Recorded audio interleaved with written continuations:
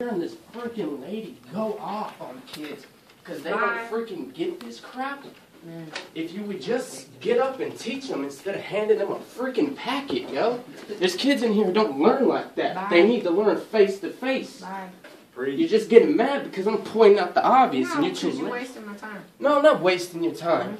I'm telling you what you need to do. Get out. You want kids to come into your class, you want them to get excited for this, you got to come in here, you got to make them excited. You want a kid to change and start doing better, you got to touch his freaking heart. Can't expect a kid to change if all you do is just tell him.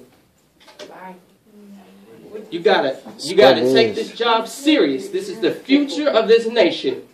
And when you come in here, like you did last time, and make a statement about, oh, this is my paycheck, indeed it is. But this is my country's future and my education. I respect that. Can you go outside, please? But there's a limit.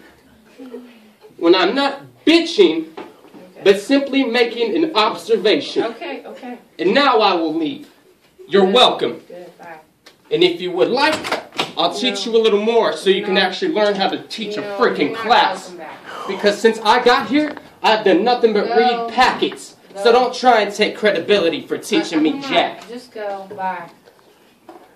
Close the door. Little baby.